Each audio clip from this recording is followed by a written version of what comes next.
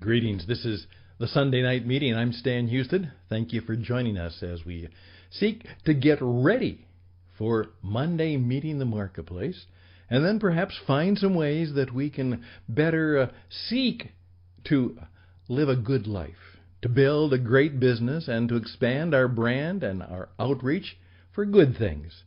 On a little program that comes your way on demand, usually Friday, Sunday, Wednesday, and perhaps if we have a special occasion.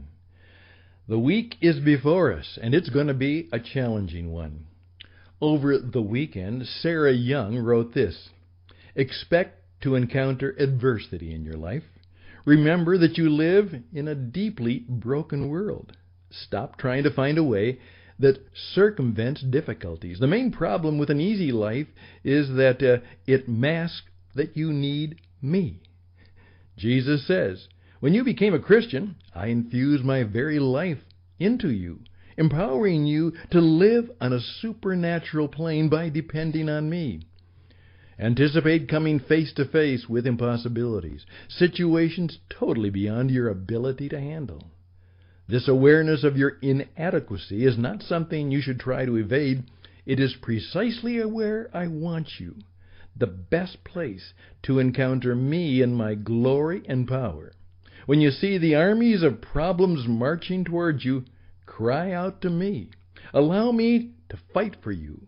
Watch me working on your behalf as you rest in the shadow of my mighty presence." You are in tune with the Jesus Entrepreneur Experience. My name is Stan Houston. This comes your way from the Christian Entrepreneur Network, and we begin the program for this evening right now. He careth for you. He careth for you. When the worries and cares of your life seem to block out the rays of His light, never forget, never lose sight, for He careth for you, for He careth for you.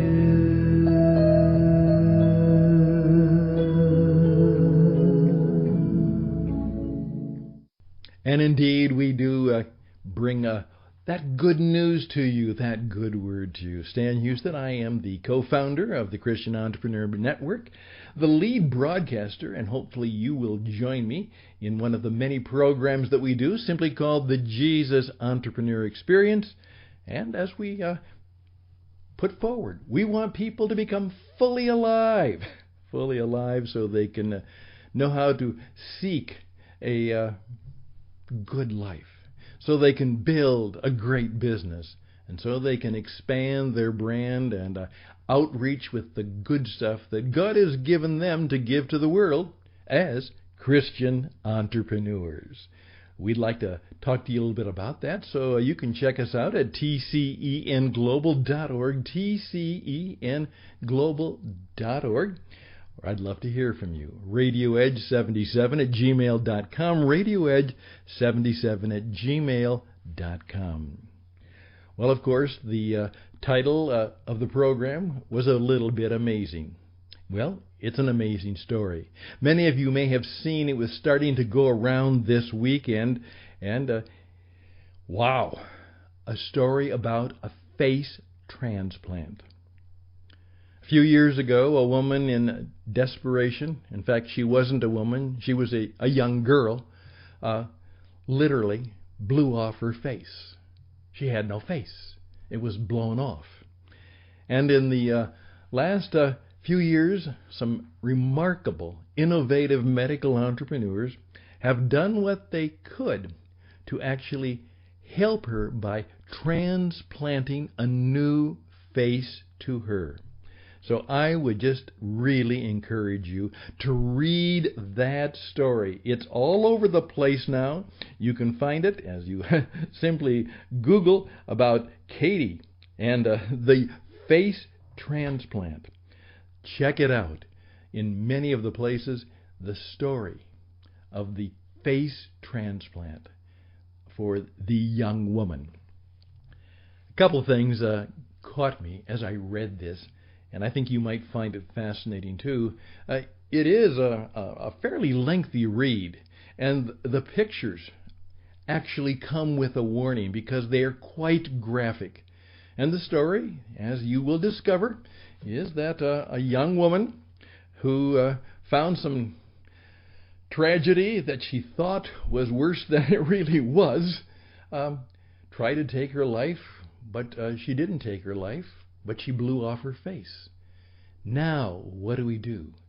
And they have done some modern miracles of technology and surgery, and she is now trying to recover, and she has a face transplant. Now, in the story, which is remarkable, they also talk about how important our face is, how remarkable it is, and how it so much defines us.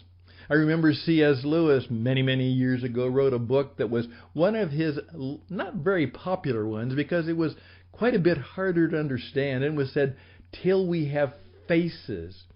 And it was a theological exposition about how faith begins to give us the full face of who we are.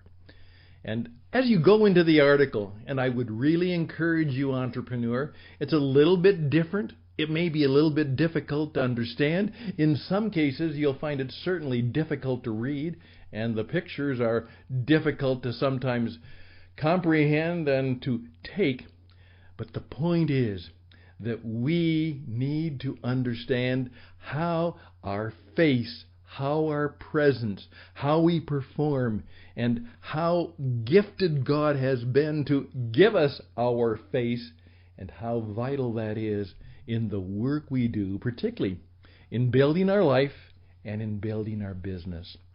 So I would encourage you, Katie and her new face, and see if you can find some ways to take some time this week to read the story of the face transplant. It's going to be published in the September National Geographic. It'll be a major feature there, but it is already being distributed around the social media networks, almost every place, so you look out for it. The face transplant of Katie Sutterfield.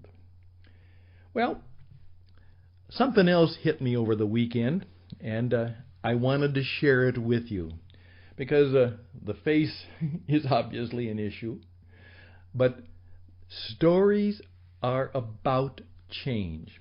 Again, Sean Coyne and the great folks at Stephen Pressfield and his company of people put out things that are very challenging to us. And may I just share with you as part of this Sunday night, stories are about change. Here we go. In his wonderful book, The Examined Life, How We Lose and Find Ourselves, psychoanalyst Stephen Gross tells the story of Marissa Peningrosso, who worked on the 98th floor of the South Tower of the World Trade Center.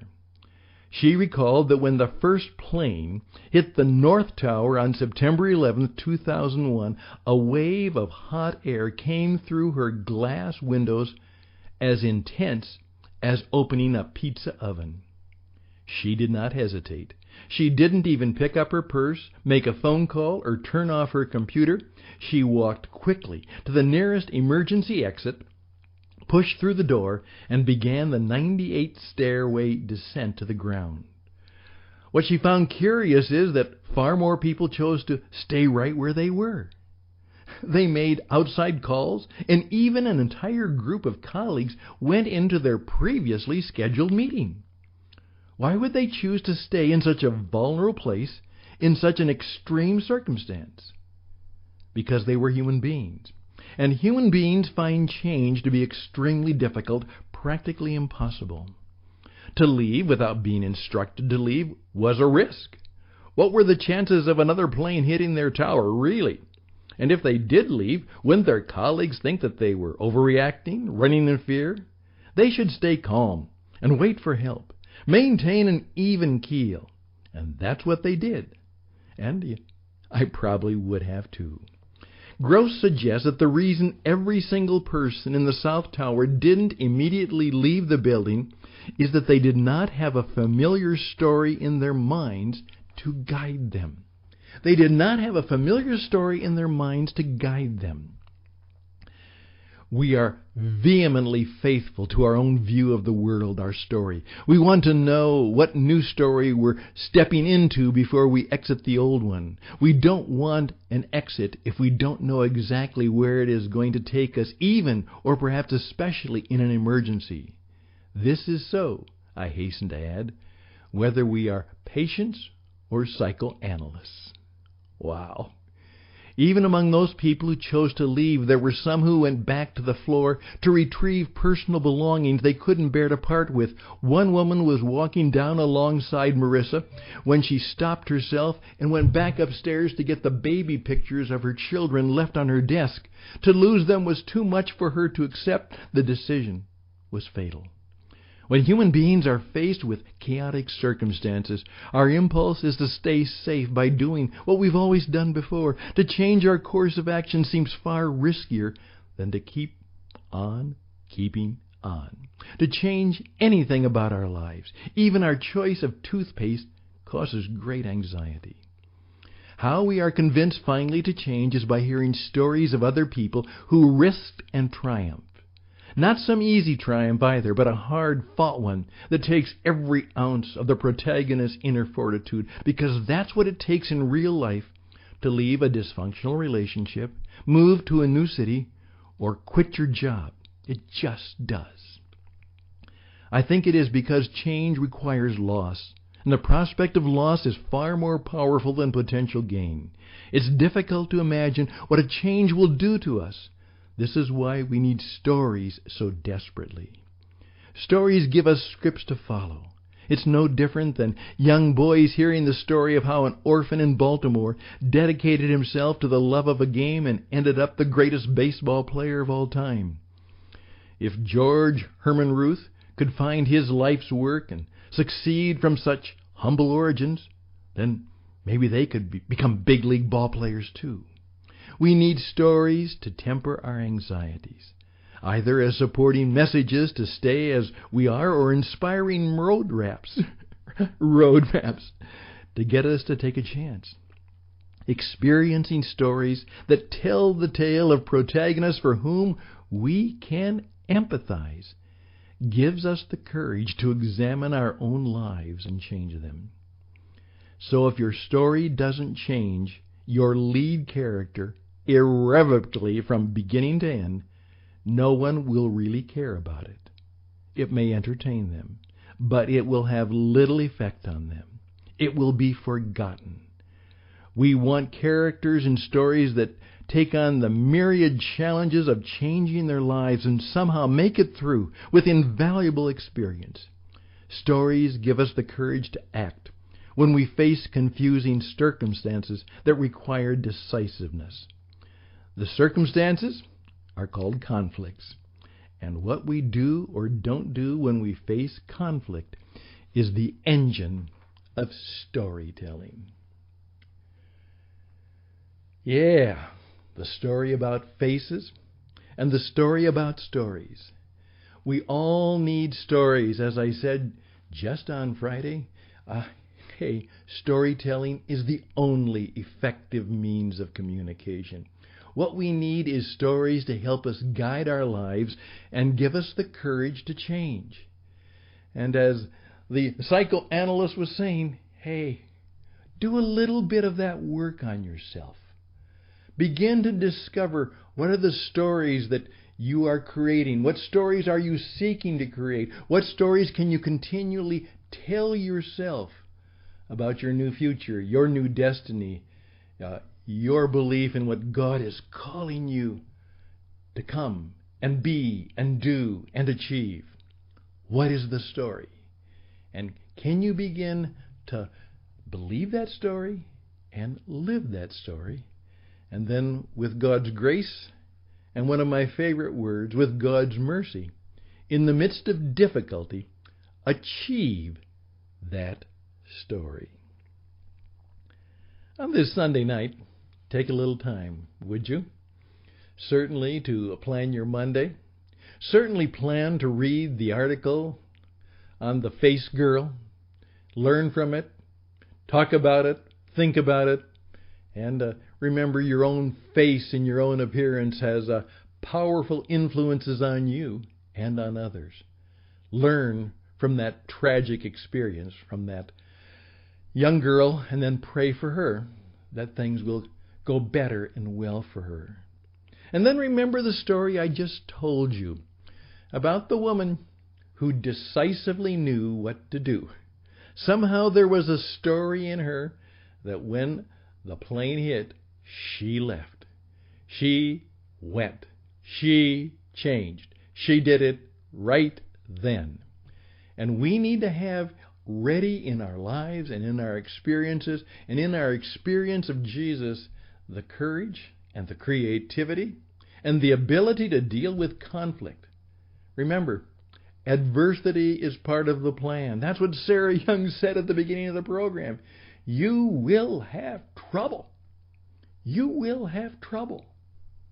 When you became a Jesus follower, you signed up for trouble. And it is in that trouble you will depend on Him more and more. You'll experience Him more and more.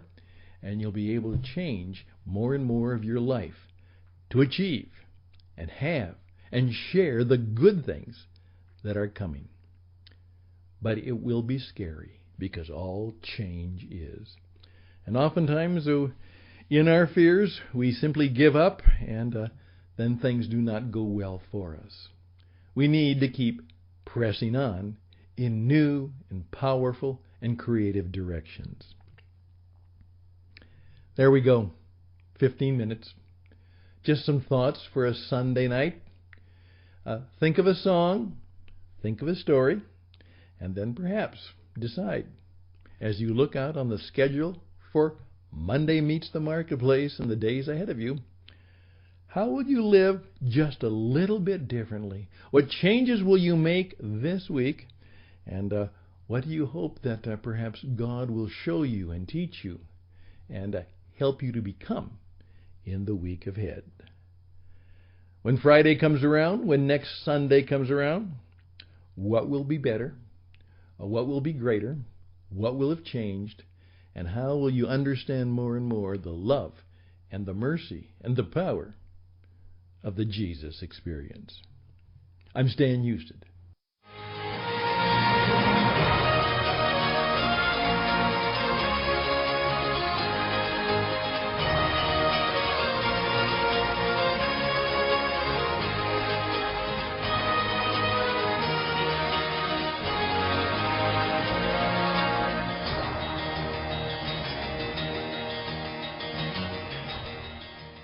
And our Sunday night meeting has come to an end, at least here on the radio.